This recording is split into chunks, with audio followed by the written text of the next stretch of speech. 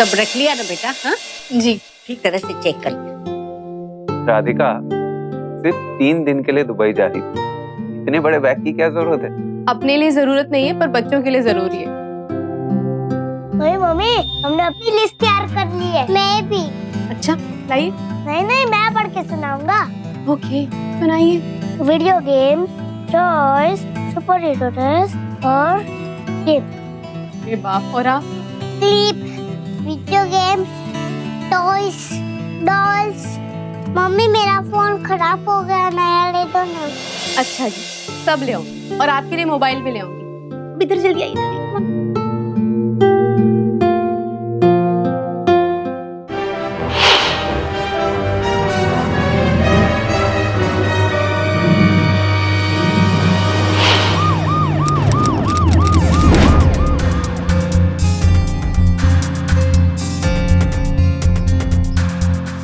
इन car से clear हो जाता है कि राधिका इस कार में थी और उनका एक्सीडेंट हो गया। I am sorry mister Sudhir, ये तो क्लियर एक एक्सीडेंट केस है।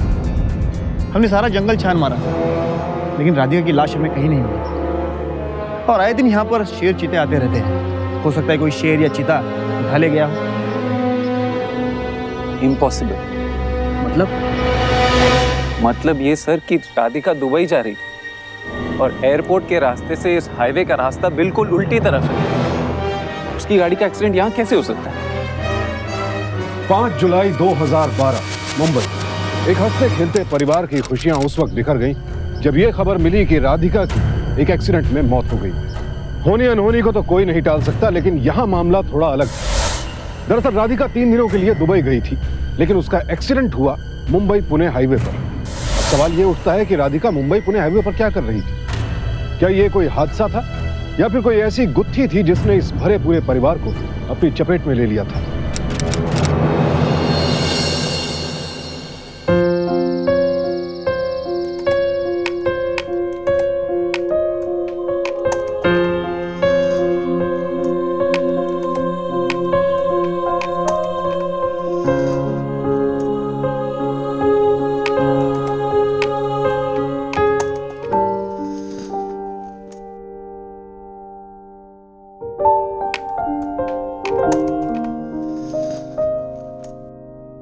राधिका 2 बज गए यार, बंद करो।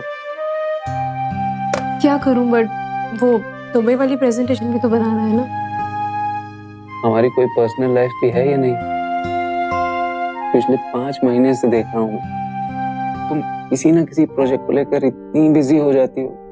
ये लैपटॉप तो तुम्हारा ज्यादा साथ रहता है। हाँ बट काम भी तो करना पड़ेगा ना। Can't help it। कुछ तो पर्सनल टाइम भी होता है ना, कि नहीं होता है? होता है कि नहीं होता है?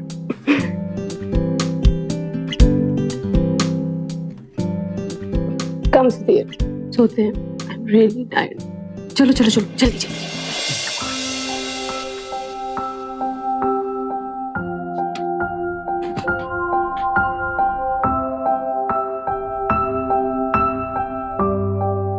अच्छा बाय द वे, वो जो तुम्हारे बिजनेस प्लान के लिए ऑस्ट्रेलियन क्लाइंट से मीटिंग थी वो कल ही है ना? थी,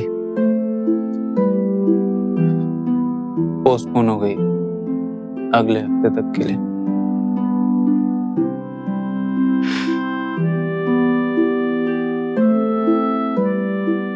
देखो राधिका, पिछले 3 साल से मैं इस प्रोजेक्ट को लेकर पागलों की तरह भाग दौड़ कर रहा हूँ और कुछ हो नहीं पा रहा। और घर चलाने के लिए भी तुम्हें मेहनत करनी पड़ रही है। But I hope you understand. I'm genuinely working very very hard. और इस बार इन्वेस्टर ले ही आऊंगा। और एक बार ये प्रोजेक्ट शुरू हो गया तो हमें पीछे मुड़कर देखने की जरूरत नहीं पड़ेगी। मैं जानती।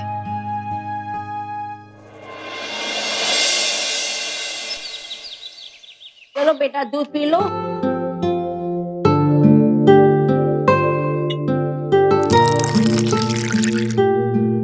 अच्छा सुधीर, मैं आज लेट हो जाऊंगी तो डिनर के लिए मेरा वेट मत करिएगा।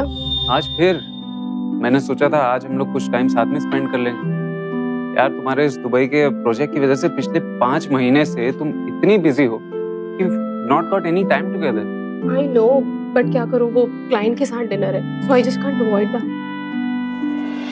ठीक है।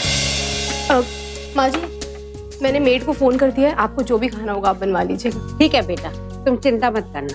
अच्छा अंश एंड दिव्या, आज पापा आपको स्कूल ड्रॉप कर देंगे, मम्मा मीटिंग के लिए लेट हो रही होगी। बाय।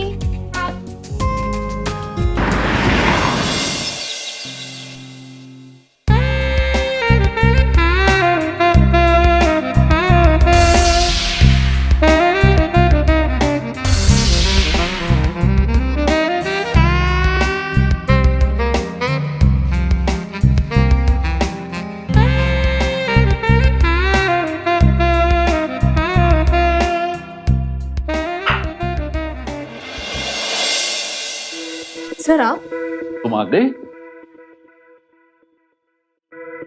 राधिका, दुबई मीट की सारी तैयारियां हो गई? वो एक्चुअली मैं चाह रहा था कि एक बार रन थ्रू कर लेते। हाँ, बस कुछ फाइनल टचेस हैं, so in 15 minutes I will see you in your cabin. या okay. By the way Radhika, आज तुम लग बहुत खूबसूरत रही। जल्दी आ।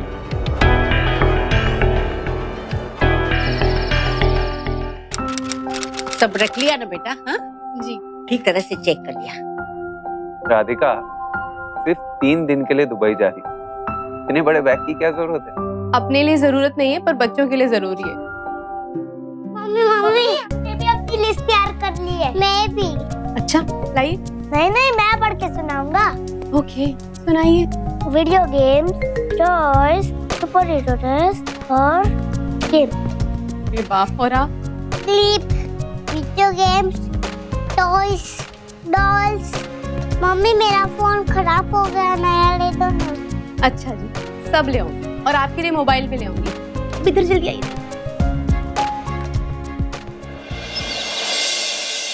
हाँ मैं रेडी हूँ, बस तुम टाइम पर पहुंच जाना।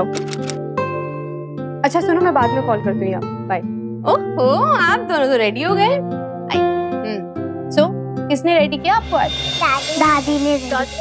तो टाई बांध के रखा, तब भैया ने टाई बांधा। ऐसे नहीं बोलते बदमाश बच्ची।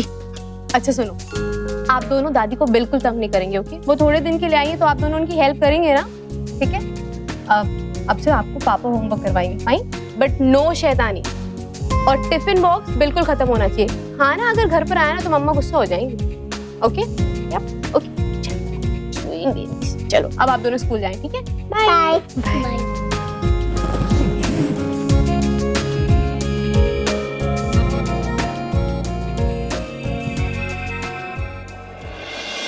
अंश, दिव्या, मम्मा के पास आओ।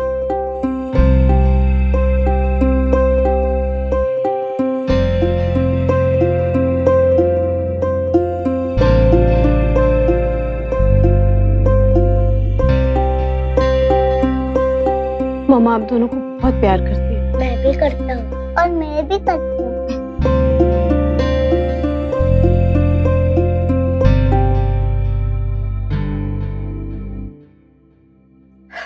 चलिए अब आप दोनों स्कूल जाइए, ओके? Bye bye bye.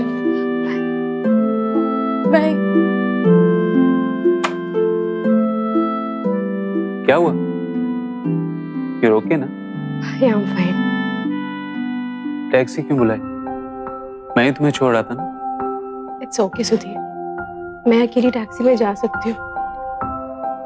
अच्छा सुनो, अपना ध्यान रखना। I'll miss you. I'll miss you too. एक परिवार को एक साथ बांध कर रखने का काम एक महिला से बेहतर कोई नहीं कर सकता। कुछ ऐसा ही इस परिवार के साथ भी था। परिवार का पूरा दारोमदार राधिका पर था। सुधीर पिछले 3 सालों से अपनी नौकरी छोड़कर खुद का बिजनेस शुरू करने की कोशिश में था। उसकी कोशिश ईमानदार थी, लेकिन हर बार किसी न किसी कारणवश वो असफल हो जाता था। लिहाजा पिछले 3 सालों से घर का पूरा खर्च राधिका ही चला रही थी। लेकिन मुंबई जैसे महंगे शहर में घर के एक सदस्य की कमाई से जीवन निर्वाह करना बेहद मुश्किल काम है। और इसीलिए कभी कभी राधिका से बातचीत करने के बाद सुधीर को लगता था कि वो फिर से नौकरी कर ले। लेकिन नौकरी मिलना इतना आसान भी नहीं। बहरहाल हालात जैसे भी हो, ये परिवार अब भी खुशहाल था, लेकिन हालात को बदलते और परिस्थितियों को कठिन होते कभी भी देर नहीं लगती। और आखिरकार वो दिन आ पहुंचा जब राधिका वापस लौटने वाली थी। सुधीर बच्चों को साथ लेकर राधिका को लेने पहुंचा।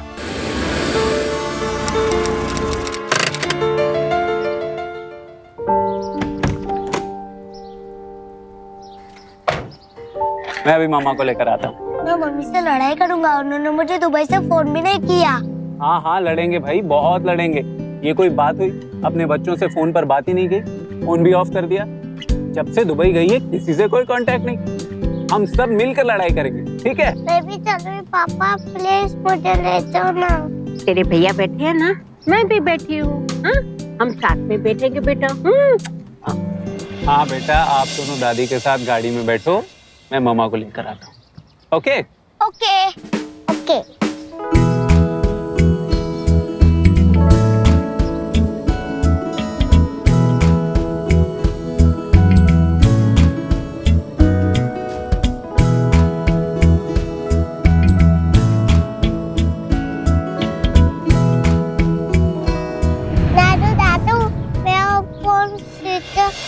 बंद हो गया कैसे? मम्मी पापा अभी तक नहीं आए, कैसे बात करूं? मम्मी ने आपसे प्रॉमिस किया था ना, वो आपके लिए फोन लेके आएगी। हाँ दीवू, मैं तेरे अगले बर्थडे पार्टी में है ना, मैं मोबाइल फोन लाऊंगा और मेरे पिगी बैंक में बहुत सारे पैसे जमा हुए हैं। पापा बोलो ना मम्मा का है। मम्मा क्यों नहीं? The number you are trying to call is currently switched off. कहाँ चली गई राधिका? फोन भी स्विच ऑफ है। क्या करूं?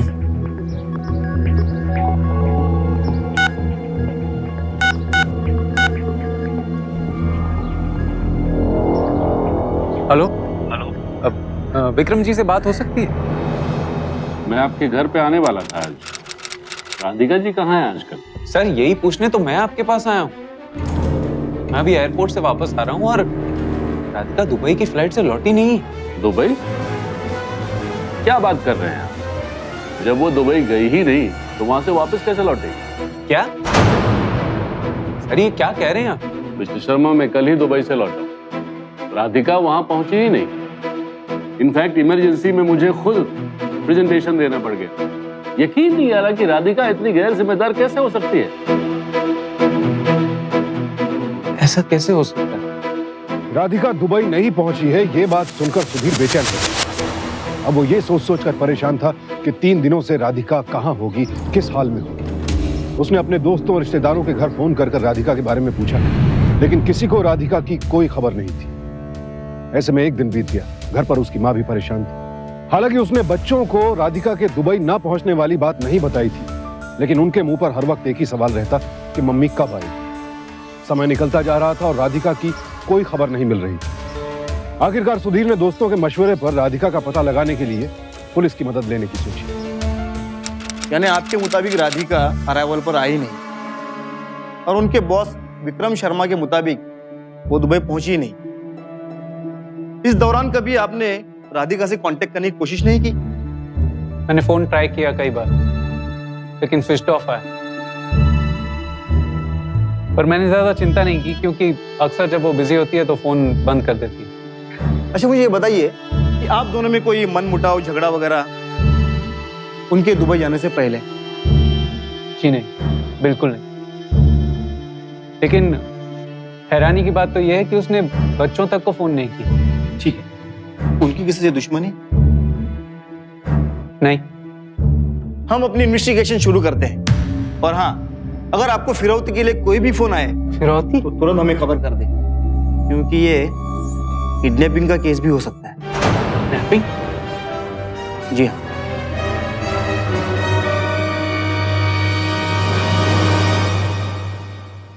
ये मोबाइल बंद हो गया, कैसे बात करूं मम्मी से?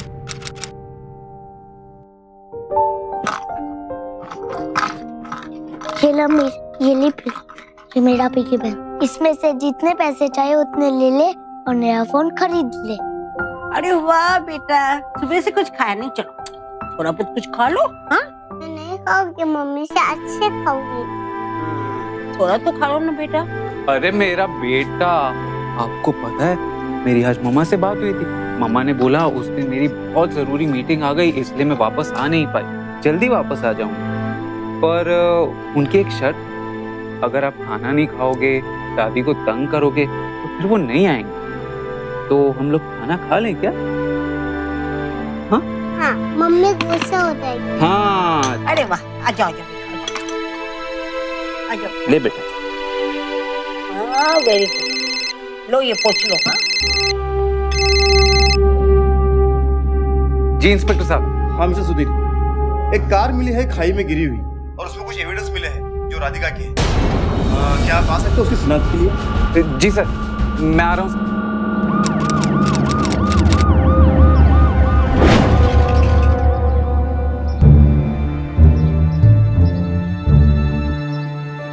इन कार से क्लियर हो जाता है कि राधिका इस कार में थी और उनका एक्सीडेंट हो गया। I am sorry mister Sudhir, ये तो क्लियर एक एक्सीडेंट केस है। हमने सारा जंगल छान मारा, लेकिन राधिका की लाश हमें कहीं नहीं मिली। और आए दिन यहाँ पर शेर चीते आते रहते हैं। हो सकता है कोई शेर या चीता उठा ले गया हो। इम्पॉसिबल। मतलब ये सर कि राधिका दुबई जा रही है और एयरपोर्ट के रास्ते से इस हाईवे का रास्ता बिल्कुल उल्टी तरफ है। उसकी गाड़ी का एक्सीडेंट यहाँ कैसे हो सकता है? इस गाड़ी के बारे में कुछ पता चला आपको? सर, गाड़ी के बारे में पता चल गया। गिरा ट्रेवल्स के नाम से रजिस्टर्ड है और इसके ड्राइवर का भी पता चल गया है। गुड। साहब, सलीम अहमद मैं ही हूँ, पर मुझे यहाँ क्यों लाया गया साहब? पहले तुम ये बताओ, गाड़ी का एक्सीडेंट हो गया। एक्सीडेंट हो गया? हाँ, गाड़ी खाई में गिर गई और तुम बिना किसी कंप्लेंट के, बिना किसी चोट के घर में आराम से बैठे थे। या अल्लाह, मैं बर्बाद हो गया साहब। मेरी नौकरी चली जाएगी साहब। साहब, गाड़ी की मैंने 7 दिनों की बुकिंग कराई थी साहब। कोई गौतम नाम के साहब ने गाड़ी बुक की थी साहब। पहले दिन तो मैंने गाड़ी ड्राइव की, पर दूसरे दिन उन्होंने मुझे 25,000 रुपये दिए और कहा कि गाड़ी बाकी दिन वही ड्राइव करेंगे। और मुझे कहा कि मैं कोई फिक्र न करूं और मुझे 4-5 दिन बाद गाड़ी सही सलामत मिल जाएगी साहब। बस साहब, मैं उन्हीं पैसों की लालच में आ गया साहब। साहब, बहुत बड़ी गलती हो गई साहब। गाड़ी कौन सी तारीख को दी थी? साहब, 30 तारीख को। उस दिन वो अकेला था या उसके साथ कोई और भी था? साहब, वो अकेला ही था। और इसे गौतम का हुलिया ले लो। Yes sir. मिस्टर सुधीर, आप या राधिका जी किसी गौतम नाम के आदमी को जानते हैं? नहीं सर। ये गौतम जो कोई भी है, उसने गाड़ी रेंट पर ली और उस गाड़ी के ड्राइवर का उसने भरोसा भी जीता। और वारदात वाले दिन गाड़ी खुद लेकर उसने राधिका को पिकअप किया और ये वारदात हुई। सर, मुझे लगता है अगर हम गौतम को ढूंढ सकते हैं तो राधिका भी मिल जाएगी। सॉरी मिस्टर सुधीर, मैं आपकी उम्मीद तोड़ रहा हूँ, लेकिन गाड़ी हमें जिस हालात में मिली थी उससे ये नहीं लगता कि उसमें से कोई बचा हो और लाश का भी कोई ठिकाना नहीं। उम्मीद सिर्फ इतनी है कि एक्सीडेंट वाले साइड से गाड़ी के अंदर जो हमें ब्लड सैंपल मिले, उसके रिपोर्ट से हमें ये पता चल सकता है कि गाड़ी के अंदर 2 लोग मौजूद थे या एक।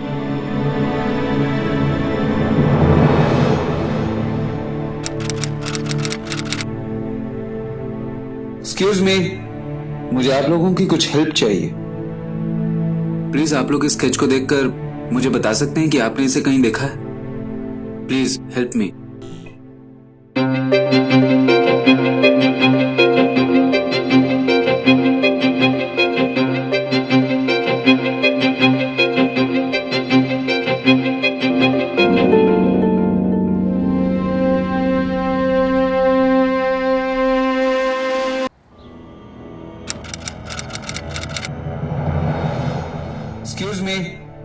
मुझे आप लोगों की कुछ हेल्प चाहिए।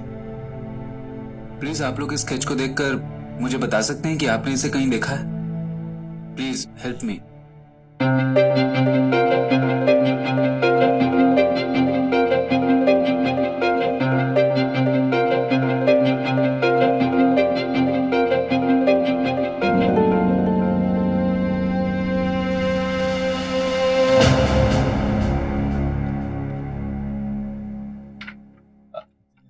आपने देखा है कभी इनको?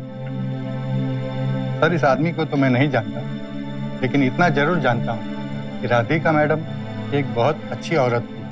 उन्होंने अपने पैसे से मेरी बेटी की शादी करवाई थी। उनके बारे में सुनकर मुझे काफी दुख हुआ। राधिका का इस ऑफिस में किसी के साथ? नहीं नहीं नहीं, क्या है, औरत जात है, जितने मुंह इतनी बातें होती है। राधिका मैडम बहुत सुलझी हुई औरत थी। इस रिपोर्ट के हिसाब से जो खून गाड़ी के अंदर मिला है वो राधिका का है। हो सकता है जब एक्सीडेंट हुआ उस वक्त राधिका गाड़ी में अकेली थी, या फिर उस गौतम ने राधिका को किडनैप किया। हो सकता है उनके साथ कोई अश्लील हरकत की, फिर उनका मर्डर करके गाड़ी को खाई में धकेल दिया। लेकिन ये भी तो हो सकता है ना कि किडनैपर ने राधिका को चोट पहुंचाई हो और ये खून वही हो सकता है राधिका वहां से भाग गई और भागने से पहले उन दोनों के बीच कोई हाथापाई हुई। वो हाथापाई की वजह से एक्सीडेंट हो गया, लेकिन एक्सीडेंट होने से पहले दोनों बचकर भाग गए। लेकिन उस किडनैपर ने राधिका का फिर से पीछा किया, उसे पकड़ लिया और कहीं और ले गया। हो सकता है ना सर, ये सब कुछ भी तो हो सकता है। मैं ये कैसे मान लूं जबकि न उसकी लाश मिली है न उस सूटकेस, न कोई और निशान। सर, मैं अपने बच्चों से कितना झूठ बोलूं।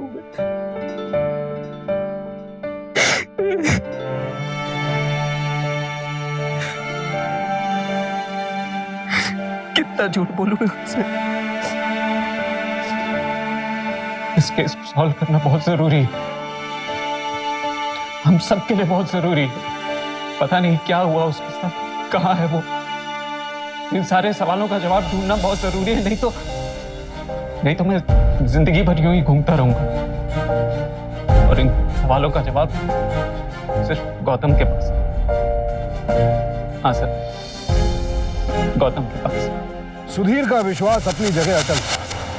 वो जब भी अपने बच्चों को देखता, उसका संकल्प और मजबूत हो जाता। उसके मन से एक ही आवाज उठती कि राधिका अब भी जीवित है। वो अपने घर में जहां भी नजर घुमाकर देखता, उसे लगता राधिका अब भी कहीं उसके आसपास ही है। दरअसल वो इस बात को कभी मान ही नहीं पाया कि कोई जंगली जानवर राधिका की लाश को उठाकर ले गया था। उसने फैसला किया कि अपनी संतुष्टि के लिए वो खुद जंगल में जाकर देखेगा, राधिका की कोई आखिरी निशानी ढूंढने की कोशिश करेगा। और इसी मिशन के साथ सुधीर जंगल पहुंच गया।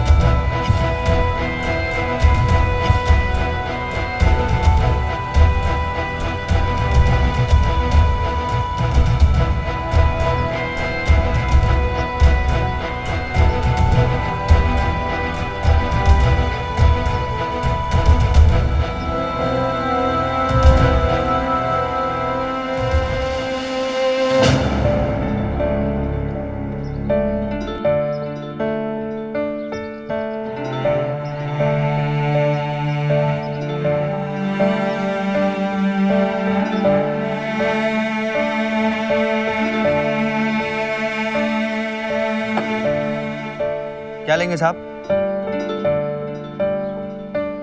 साहब कुछ लाऊं? साहब साहब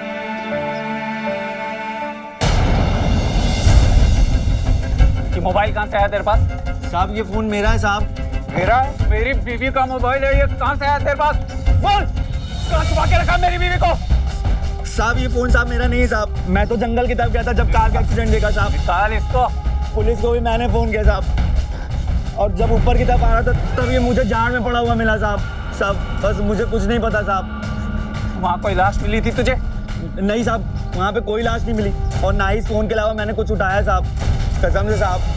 साहब आप ये फोन ले लो साहब, मुझे छोड़ दो साहब, मुझे कुछ नहीं पता साहब। साहब मुझे एक्सीडेंट के बारे में कुछ नहीं पता साहब। साहब राधिका का मोबाइल मिलने से सुधीर के मन में एक उम्मीद जागी। उसे लगा कि अब इस फोन पर किए आखिरी कॉल्स या मैसेजेस से उसे राधिका का कुछ तो पता चल जाएगा। लेकिन उसकी ये उम्मीद भी टूट गई क्योंकि राधिका के मोबाइल का पूरा डेटा डिलीट हो चुका था।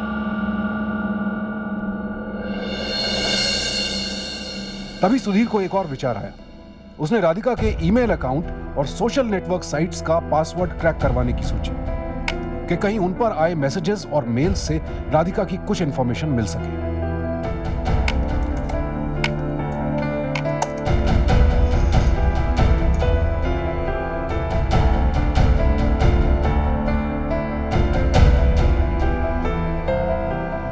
ये लीजिए सर, हो गया।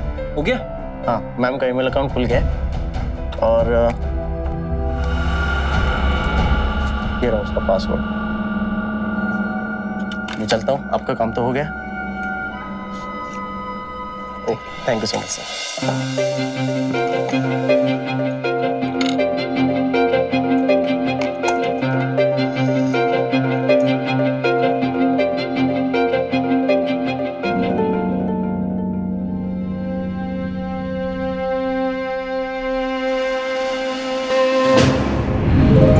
सर 2 तारीख को राधिका का क्रेडिट कार्ड यूज हुआ, 5,000 रुपए का ट्रांजैक्शन। पूना हाईवे के किसी पेट्रोल पंप पर किया गया ये ट्रांजैक्शन। आप मुझे बताइए ऐसे कैसे हो सकता है? अगर 30 तारीख को एक्सीडेंट हो गया तो 2 तारीख को ट्रांजैक्शन कैसे हो सकता है सर? इसका मतलब है कि राधिका जिंदा है। इसका मतलब ये क्रेडिट कार्ड उस गौतम के पास है। अब तो ये गौतम जल्दी हमारे पकड़ में होगा और वही हमें कुछ बता सकता है। वारदात के 2 दिन बाद राधिका के क्रेडिट कार्ड का इस्तेमाल किया गया। इससे 3 संभावनाएं बनती थी। पहली ये कि शायद राधिका ने खुद ही अपने क्रेडिट कार्ड का इस्तेमाल किया। दूसरी, राधिका उस गौतम के कब्जे में थी और गौतम ने जबरन उसके क्रेडिट कार्ड का इस्तेमाल किया। और तीसरी, शायद गौतम ने राधिका की हत्या कर दी थी और उसके पास से मिले सामान में राधिका का क्रेडिट कार्ड भी था जिसे अब वो इस्तेमाल कर रहा था। लेकिन इन संभावनाओं के अलावा भी कई सवाल थे जो सुधीर के मन में घूम रहे थे। पहला यह कि अगर राधिका को अगवा किया गया था तो गौतम ने अब तक उससे फिरौती की मांग क्यों नहीं की थी, और अगर राधिका जीवित थी तो वो सुधीर से बात करने की कोशिश क्यों नहीं कर रही थी। सवाल पर सवाल, पहेली उलझती जा रही थी। लेकिन इस सब के बीच एकमात्र सकारात्मक बात यह थी कि सुधीर का विश्वास अब और भी प्रबल हो गया था। उसके दिल में बार बार यही बात उठ रही थी कि हो ना हो राधिका जीवित है।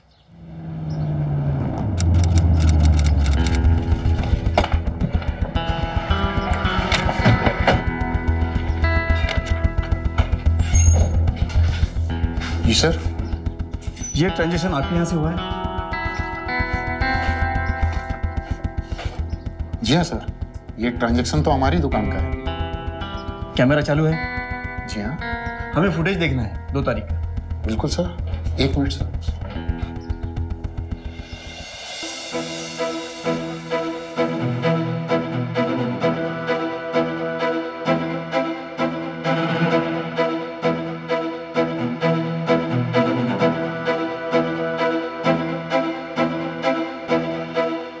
पॉज करो ये।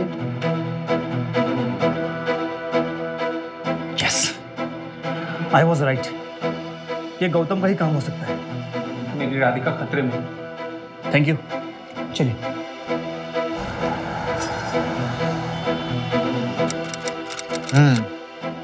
अभी तक तो इस नाम और शक्ल वाला आदमी कहीं भी नहीं मिला। वाघमारे, तुम्हें क्या लगता है कि ये आदमी पुणे में ही होगा? उम्मीद तो है, वैसे मुंबई में भी इसकी तलाश जारी है, नया क्रिमिनल लगता है। सर, पेट्रोल पंप के आसपास के इलाके में किसी ने भी गौतम को नहीं पहचाना और किसी भी पुलिस स्टेशन में उसका रिकॉर्ड भी नहीं है। ठीक है, अब हम चलते हैं। तुम्हें उसके बारे में कोई भी खबर मिले मुझे इन्फॉर्म करना, ठीक है? ठीक है।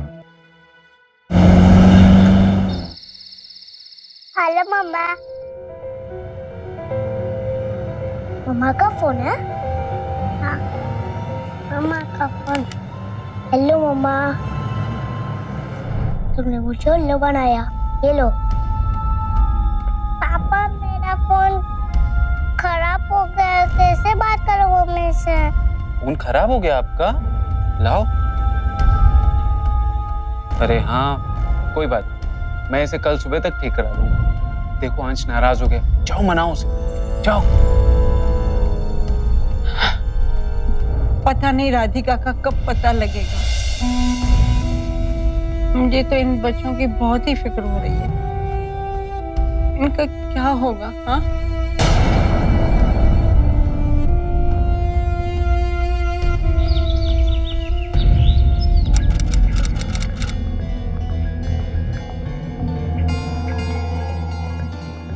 राधिका की सारी फ्रेंड लिस्ट चेक कर ली, किसी की भी शक्ल इस गौतम से नहीं मिलती। बस ये 5 लोग हैं जिनकी प्रोफाइल में इनकी फोटोग्राफ नहीं है। जयती पंड्या, ज्योति गिल,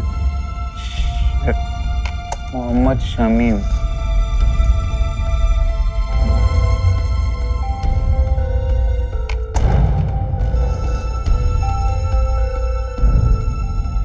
ऋषभ श्रीवास्तव,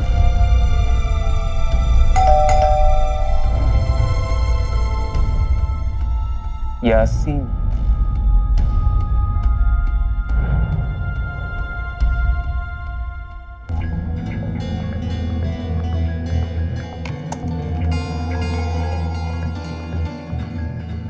बेटा कोई आया था, ये पैकेट देकर गया। दिव्या का फोन दिया था रिपेयर करने के लिए, वही होगी।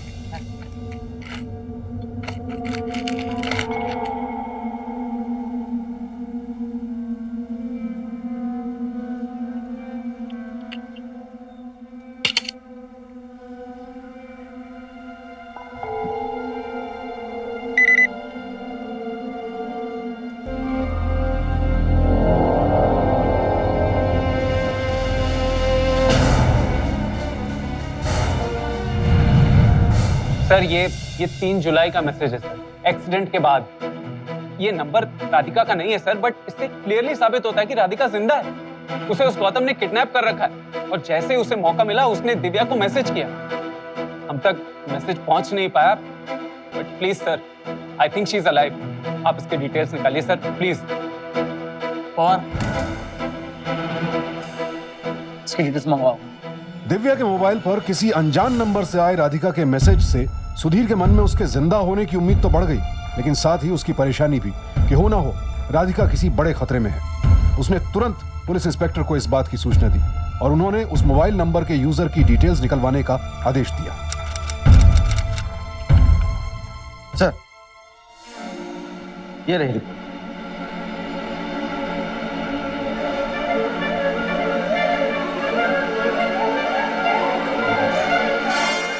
किसी ऋषभ श्रीवास्तव के नाम पे रजिस्टर्ड है। ऋषभ श्रीवास्तव, और रजिस्ट्रेशन पुणे का है। ऋषभ श्रीवास्तव, ऋषभ श्रीवास्तव सर, ये तो राधिका के फ्रेंड लिस्ट में था। हाँ, और इसका कोई प्रोफाइल पिक्चर भी नहीं था। ओह गॉड, पहले गौतम अब ऋषभ श्रीवास्तव। कोई बहुत बड़ी प्रॉब्लम है sir, but I am sure Radhika जिंदा है और किसी न किसी बड़ी मुसीबत में फंसी हुई है। प्लीज सर इसके डिटेल्स निकलवाइए सर, प्लीज। और मोबाइल कंपनी से ऋषभ के डॉक्यूमेंट्स मंगवाओ, इसी बेसिस पर उसे सिम कार्ड इशू किया गया होगा। डॉक्यूमेंट में उसकी फोटो आइडेंटिटी होगी तो सब कुछ क्लियर हो जाएगा। ये देखिए सर, ये देखिए इन फोटोग्राफ्स को। मुझे पहले से ही शक था कि गौतम और ऋषभ एक ही आदमी है। मुझे लगता है ये कोई बड़ा कांड करने वाला है सर। राधिका की जान को खतरा है, प्लीज जल्दी कुछ कीजिए। इसके नए नंबर से हमने इसके एड्रेस को टैप कर लिया है। अब तो कुछ उम्मीद भी नजर आ रही है। जो भी हो, राधिका के गायब करने के पीछे की मिस्ट्री हम जल्दी सॉल्व कर लेंगे।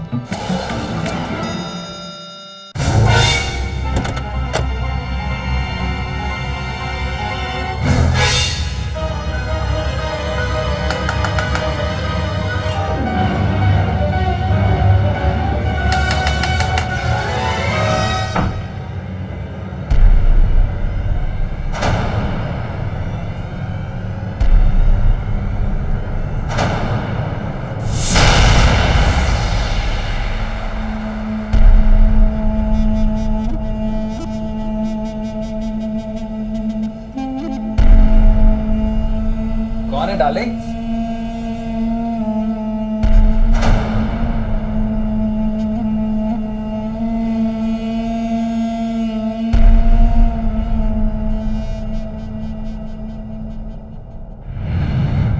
इतनी बड़ी साजिश, एक बार बच्चों के बारे में तो सोच लेती।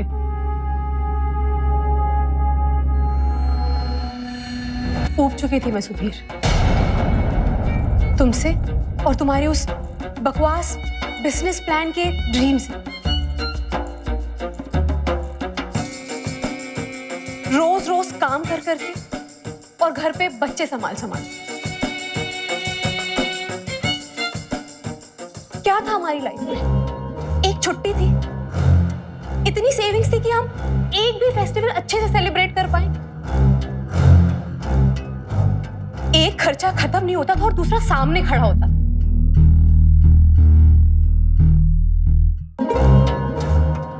तुम्हें कभी ख्याल भी आया मेरे सपनों का? ऐसा लग रहा था जैसे अभी मुझे बुढ़ापा आ गया। I was feeling bored of that life.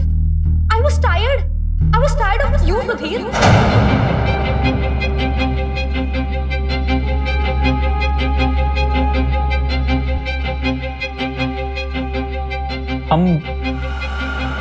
हम इस बारे में बात कर सकते थे राधिका। जब मुझे तुम्हारे साथ रहना ही नहीं था तो बात करके करती क्या? I needed real love. कोई ऐसा चाहिए था मुझे जो मेरा ख्याल रखे, जो मुझे फिर से यंग फील करवाए।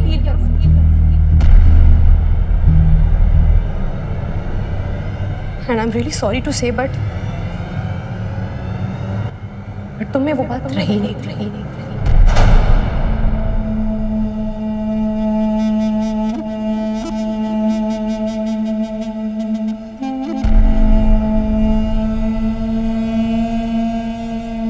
कब से चल रहा था ये सब?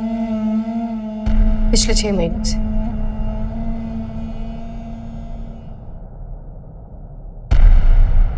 हम एक सोशल नेटवर्किंग साइट पे मिले थे। पहले we were just friends, but gradually we started dating each other. Rishabh ने मुझे वो सब कुछ दिया जो मैं चाहती हूँ।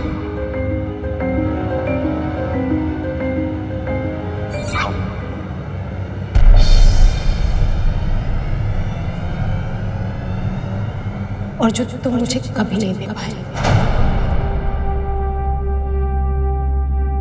प्यार, पैसा, हमदर्दी। I started feeling young again. I started feeling young. और ये सब ना तुम्हारी उस stupid business plan से बहुत इंटरेस्टिंग है।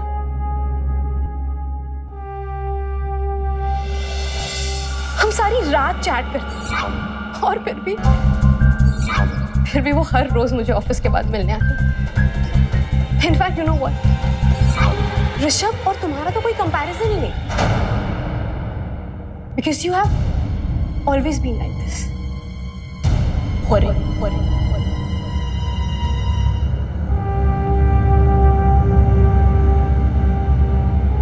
धीरे धीरे हम दोनों एक दूसरे के साथ ज़्यादा टाइम स्पेंड करने लगे। एंड देन वी रियलाइज कि हमें इस रिलेशनशिप को आगे ले जाना चाहिए। और तभी हमने डिसाइड किया कि हम घर छोड़कर भाग जाएंगे। अगर मुझे बच्चों का ख्याल नहीं आता तो मैं कभी ये फेक एक्सीडेंटल डेथ प्लान ही नहीं करती। मैंने तो सिर्फ इतना सोचा था कि जब उन्हें इस एक्सीडेंट के बारे में पता चलेगा तो वो यही सोचेंगे कि इस एक्सीडेंट में उनकी मम्मा की डेथ हो गई, और इसी सोच में वो पूरी जिंदगी निकाल दें। पर तुम तो दुबई गई थी ना?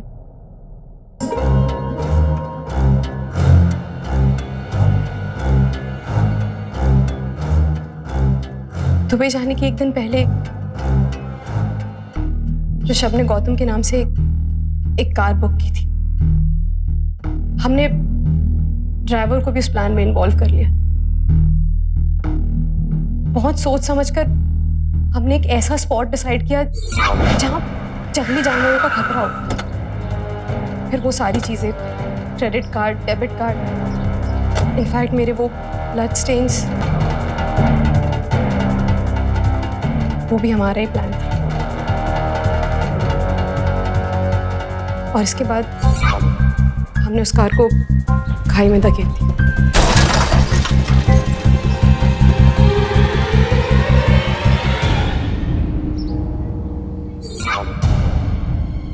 जब तुम इतनी ही होशियार थी तो तुमने एसएमएस करने की गलती क्यों की? क्योंकि मैं अपने बच्चों को मिस कर रही थी। पहले कुछ दिन तो मैंने अपने इमोशंस बहुत कंट्रोल किए, पर जब उसे नहीं रहा गया तो मैंने ऋषभ के फोन से दिव्या को मैसेज कर दिया, और बस यही मुझसे सबसे बड़ी गलती हुई। और फिर जब मैंने ऋषभ को ये बताया तो उसने अपना नंबर चेंज कर दिया।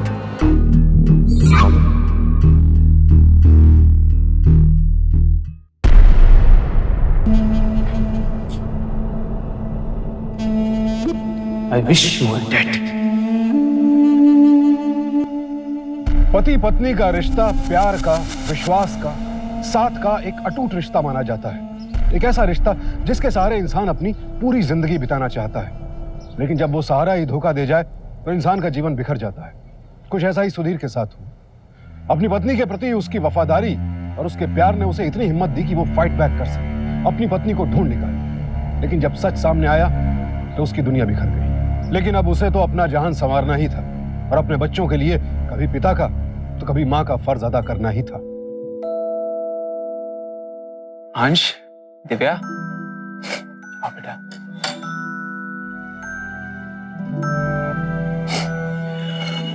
बेटा,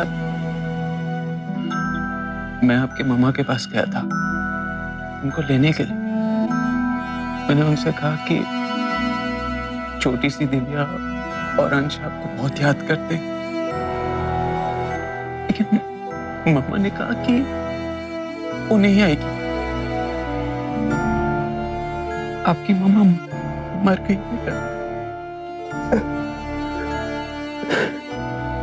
लेकिन आप लोग चिंता नहीं करना, पापा कहीं नहीं जाएगा। यह घटना अपने आप में बेहद अनूठी है। एक पति अपनी पत्नी से बेइंतहा प्यार करता है, लेकिन पत्नी सारी हदों को तोड़कर सामाजिक और पारिवारिक बंधनों को भुलाकर एक नया जीवन चाहती है। और इस नए जीवन की लालसा में राधिका इस हद पर उतर आई कि उसने खुद ही अपनी झूठी मौत की साजिश रच डाली। राधिका को धोखाधड़ी, चालबाजी और मरने के नाटक की साजिश के लिए आईपीसी की धारा 120 बी के तहत आपराधिक षड्यंत्र के अपराध में 2 साल कैद की सजा सुनाई गई। और गौतम उर्फ ऋषभ को एक शादीशुदा महिला के साथ अनैतिक संबंध रखने के लिए धारा 497 और आपराधिक षड्यंत्र में राधिका का साथ देने के लिए धारा 120 बी के तहत 5 साल कैद की सजा सुनाई गई और जुर्माना भी भरना पड़ा। सावधान इंडिया की यही कोशिश रहती है कि इन घटनाओं के जरिए आपको सावधान किया जाए, ताकि आप रहें चौकन्ने, क्योंकि न जाने कब, कहां और किस छलावे की आड़ में लिखी जा रही हो जुर्म की एक नई दास्तान। इसीलिए सावधान रहें, सतर्क रहें, सुरक्षित रहें। इसी उम्मीद के साथ अब मैं सुशांत सिंह आपसे विदा लेता हूं। फिर मुलाकात होगी ऐसी एक और सत्य घटना के साथ। देखते रहें सावधान इंडिया, इंडिया फाइट्स बैक।